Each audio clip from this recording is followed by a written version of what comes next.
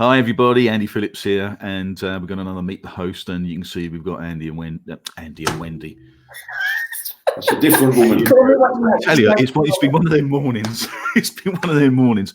Birmingham pin hosts. Hello. Good morning, Andy. Just call me Joe. I've got a brain infarction this morning. It's just been one of those mornings. So anyway, hello guys, how you doing? Really good, thank you. Yeah. From Spain as well.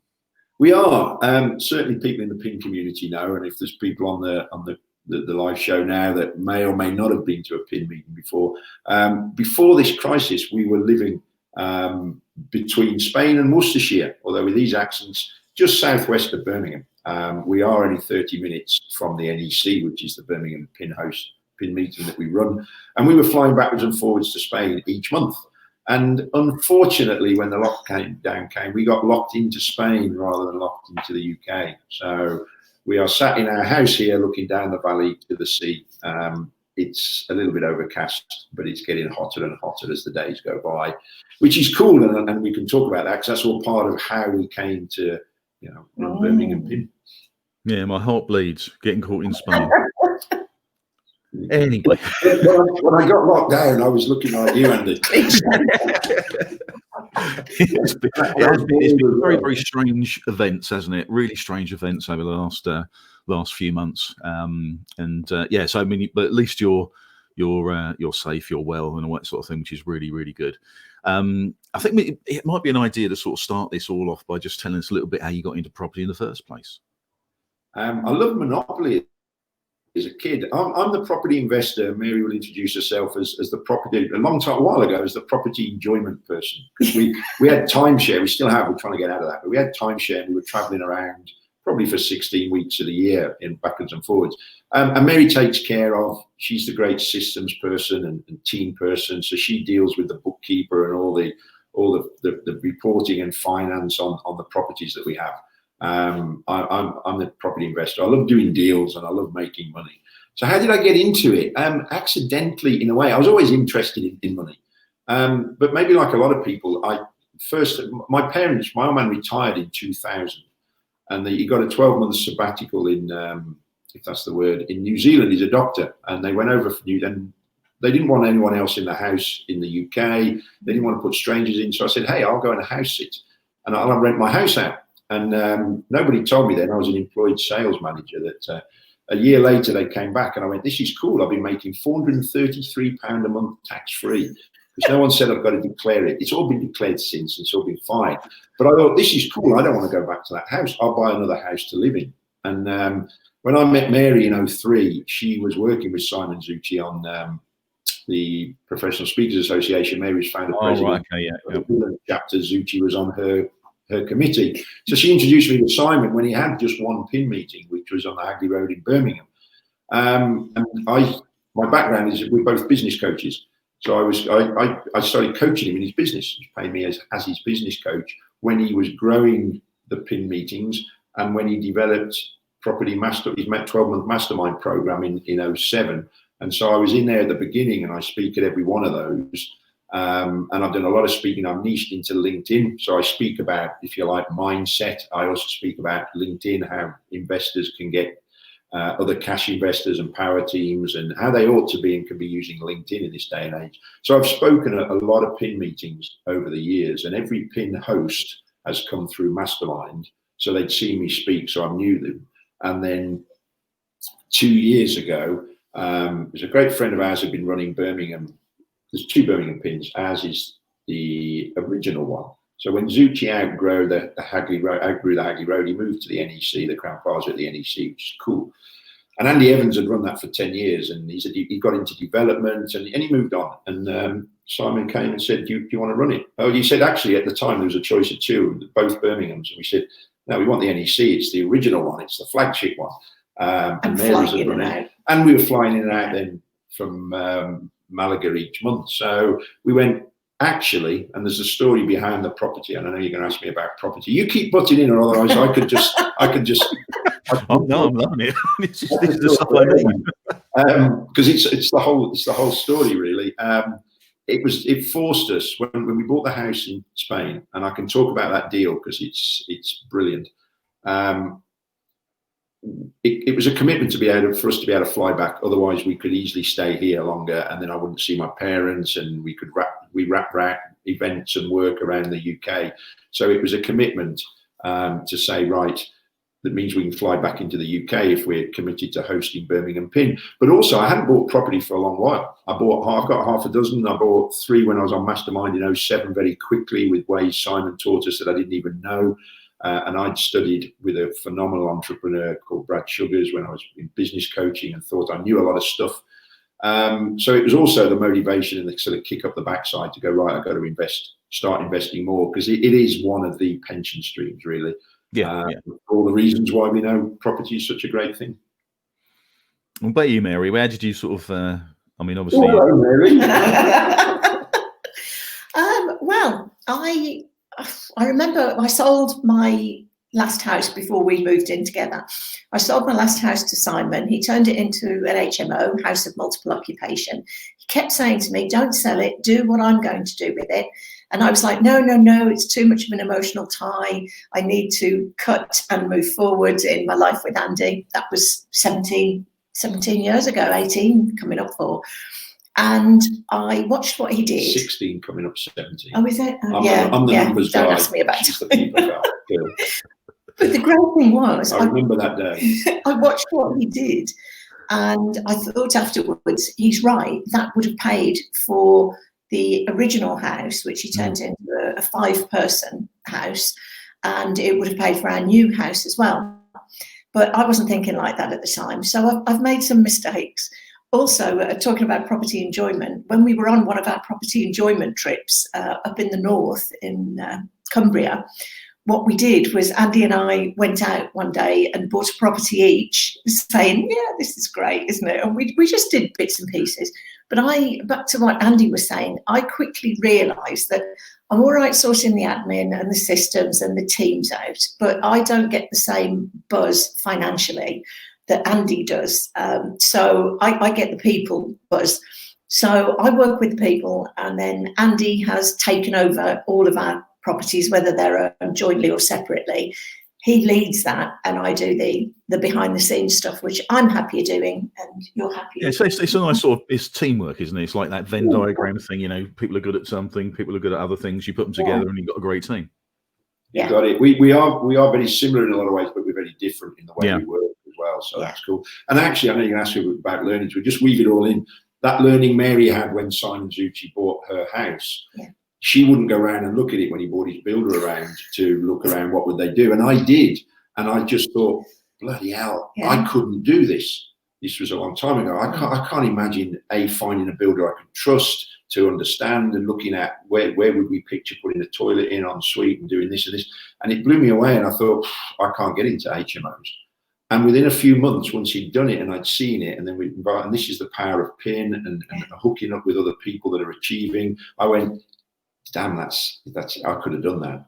And that's a lot of the mindset is the moment you do something, the next time it's easier, isn't it? And exactly. And I had 2 HMOs, turned one back to single let. I didn't buy them for HMOs. I bought them because they were great deals, and then we decided to turn them into. But I've got one, and you know, we know HMOs are great, and especially in COVID as well, great cash flowing, solid model. So is single lets now, whereas SA, which is, you know, serviced accommodation, has boomed in the last few years. A lot of people are hurting right now at the moment. Yeah, we had a panel on SA, service accommodation a little while ago, and there are some. They're looking at some alternatives now, some different ways of doing things, and so there is a sort of a good thing for SA, but it's again, as you say, a lot of this stuff is just mindset. You know, it's how you approach these things. Because you can get stuck in a rut, you can get stuck in doing it one way, and just completely blinkered to just different ideas. As a business coach, I've always said this: I can only work with someone who's open-minded and wants change. If you're closed-minded, I think it's the killer for personal and business development, because that's a great example. I was there going, oh, I could never do this. And within a few months, I'm going, actually, I understand it. I can do it. So you can learn quickly. And it is about bringing people around with you. So that was a big learning, was actually keep an open mind, and maybe also stretch. That could have been a big profitable thing for us. Not that I ever have regrets. You have to look at it as a learning and go, do you know what? We didn't take it. There was all the emotional tie in it, because it was been Mary's home for decades. Let's apply what we just learned to the next thing. And I think... Go on. No, excuse me for speaking while you interrupt.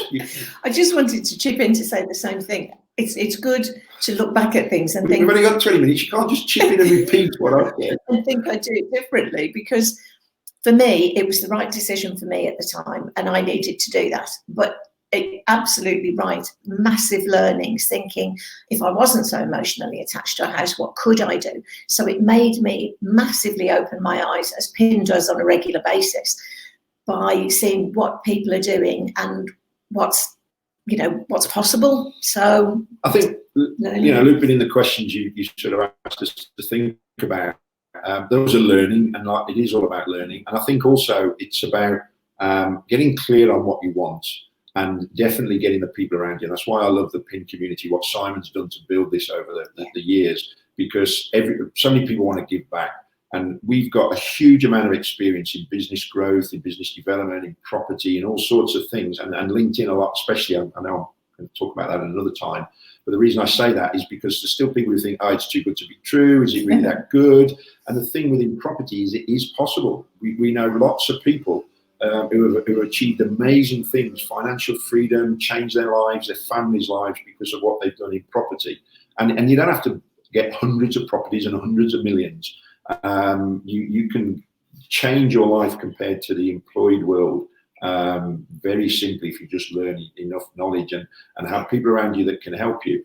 Because I guess, like a lot of people, for me, one of the big learnings I've had is in most of my life, I've just set my mind to do something. I was a salesman. I became the best one in the company. I got promoted to management. I learned to be a manager. I grew the business. I was a motorcyclist, became an advanced motorcyclist, was a scuba diver, became an instructor, ran my school. And it was sort of whatever I'd sort of decided to do, I'd do.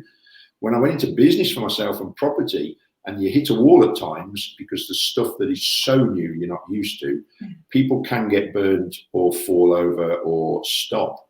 And when we bought the house in Spain, just very quickly, the story, because what I'm passionate about is there's so much opportunity, and that's what we want to get across in PIN. We get people that are brand new, people are only just understanding it, still employed. Nothing wrong with employment, because there's a lot of successful property investors who are also employed, but there's a different mentality generally. And we just want to sort of share this. And I want to get across that there is so much opportunity. Rule number one is tell everybody what you do and what you want. Set your goal and get clear on it. Because we had a friend of ours say, you've been talking about going to Spain for the last 4 or 5 years. You've been traveling around with your timeshare. You've been having 16 weeks away. So I'm sort of smelling it and feeling the dream we wanted to live in Spain. He said, I've got a client who is ill in the UK. She's inheriting this property from her dead stepmother, who used to be a stepfather. Life is never straightforward. Yep.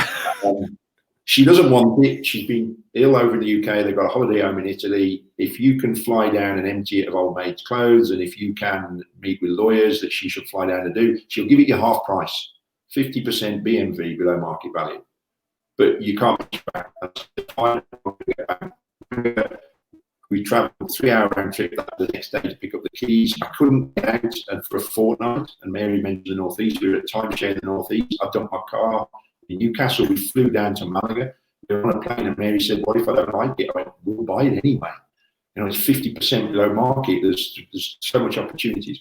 We did the deal on a handshake, and I wanted to get it locked down with an agreement. This woman was being treated for cancer. Mary said, "No, I'm working with her. I've got the relationship. Leave it done." And she had 2 offers at 20 grand more and didn't take it. Wow. And it turned out to be our dream home. It couldn't be in a better location, the village. So many things just fell into place. And it was like, wow. And a friend of mine said, you have to share that at your PIN meetings. I went, well, it's no big deal, really. It's only a 50 grand house, 100 grand house. And it's anyone can do it. He went, yeah, but the reality is people don't. Yeah. And people don't believe it, or people don't have an open mind. When something that comes along, you might have to act fast. He said, you've got to share this. So I said, you're right. Because when people share their stories with me, it inspires me that if you can do that, maybe I can. And that was part of the reason for saying, yeah, we want to be a pin host because we can share it, because I just believe the opportunities are there for anybody. You know, we know in the community there's 18-year-old guys who are buying property with other people's money, and it's like, that is so cool. If I understood how to do that when I was 18, we wouldn't be here now, Andy. Well, we would. I'd be streaming in from who knows where. I'd still be here. I think this is one of the secrets of pin meetings, and why it's a sort of powerful thing to do, because we talk about this concept of having an open mind. But if you're not exposed to that, I think one of the great things about pin meetings is that even if people are watching this now and they've never been to a pin meeting before in their lives, it can be quite daunting.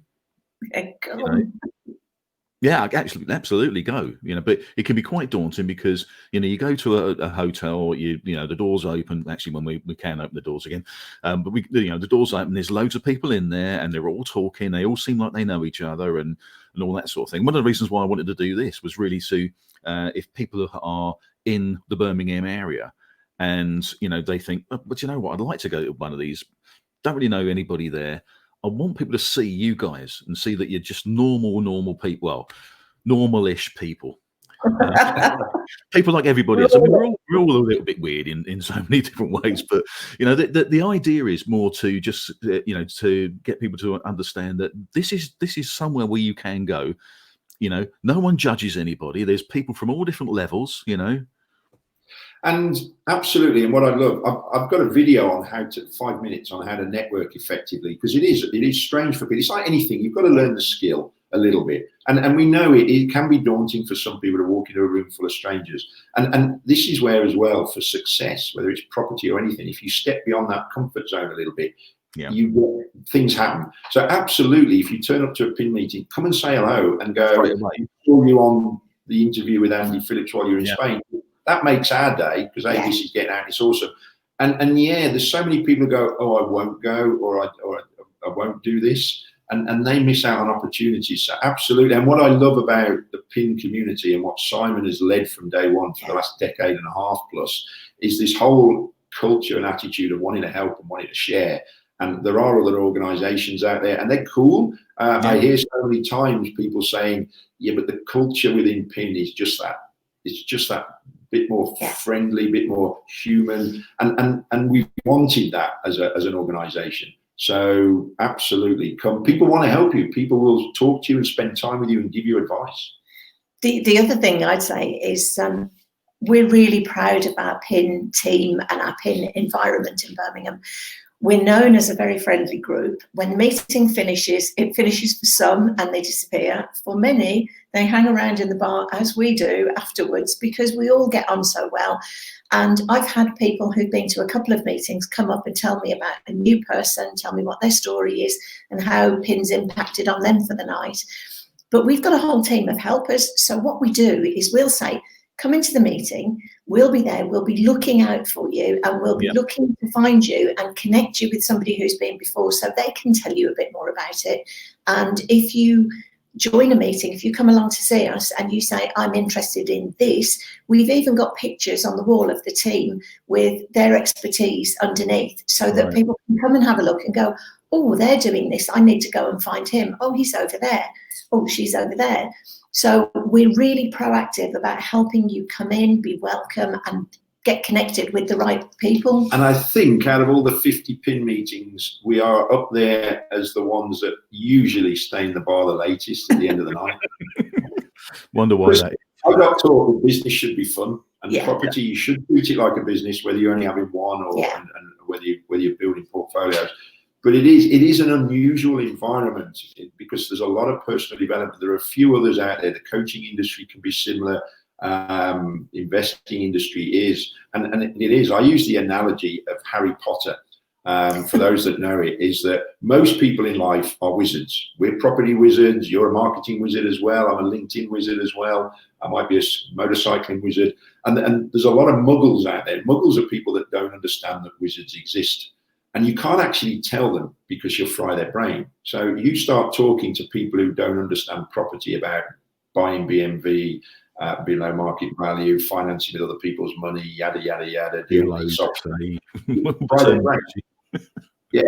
And so I don't know where the heck I was going with that. That it is an unusual environment, and when people come into it in the beginning, it might be a bit, well, I'm not sure. It is unusual to what we're brought up and taught from kids in mainstream life. Yeah, and we are. I like the word freaks. We're human beings are all independent, and so it is special. It is different. It is huge, relatively huge. There are thousands of property investors. There are loads of events and loads of things happening. There is more and more of a viewpoint for people, especially now with the virus. People are looking at how can they work from home, and how can they work online, how they can create multiple streams of income. What is it? Portfolio careers. There is more of that in this last 20 years, and that's what we're fostering. So people have got to come along and enjoy it. And the more you immerse yourself in it, the more you get out of it. We are relatively financially free. We are living in Spain. We got some amazing friendships, some amazing experiences. And a lot of that it's not because of property, it's because of the people in property. Yeah. Well, just to round this off, and it's been great interview with you guys. Have you got something like maybe a little tip for people who are just starting up in this, maybe haven't got an investment property yet, haven't gotten into the business yet, but they're seriously thinking about stepping over that line, because it is a big hurdle. It's a mental step as well as a financial step and things like that. So we got a little tip for those guys. Okay. Well, my tip is good. My tip is come to the meetings, even if you lurk on our Facebook page for a little while and you just see what's going on. But come along to the meetings, because we want you to have the same fun and success that we have, and more, because depending on what you want, we will hook you up with the right people. We will look after you. You will get the education and the networking. And for me, those two big things, the education and the networking and the fun, have been instrumental in us living the dream, really. So. Brilliant. I think that the challenge nowadays with property is there's so many things you can do. 15 years ago, there was mainly sort of one sort of strategy. You buy cheap, you refinance, get some money out, you got it there rented. And financial crisis, 7 or 8 changed a lot of that.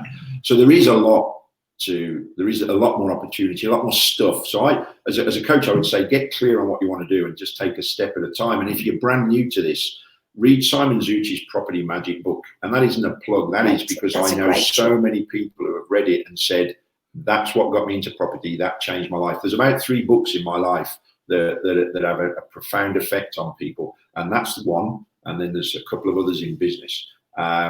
So read Property Magic and decide what's the first step. And hook up with people around you that can help you, because the power of what is it you bolt to, the power of team, power of people together is far more. You can't do it all on your own. No. So there you go. And Simon's book is available on Audible as well. Yes, and it's actually it is a great book, and it's really weird because I've done a lot of interviews with people who've gone through the Mastermind program, been top 5 and all that sort of thing. Done their $1 million worth of property, making over 500k, a lot more than 500k out of it, and things like that. And every single one of them, you sort of say, how did you start? It's a sort of stock question for me. How did you get into property in the first place? Because it's a good opener. And so, well, most of them sort of say, well, I read Simon's book and that opened my eyes to what you could do.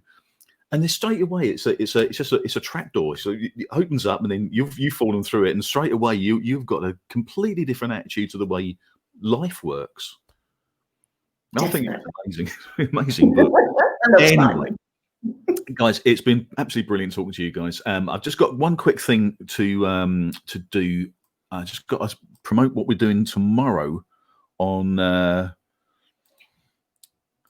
PIN community. It's me and my business partner Josh. We're going to go through a bit of marketing. We do a Friday morning marketing, 10 o'clock in the morning, and we're going to be talking about lead magnets and more. And this is to attract the right audience you need to entice them with an irresistible offer. So we're going to be talking about lead magnets and basically what they are, how to use them, how to create them, and that sort of thing. So we've got that coming up tomorrow, and that's 10 o'clock.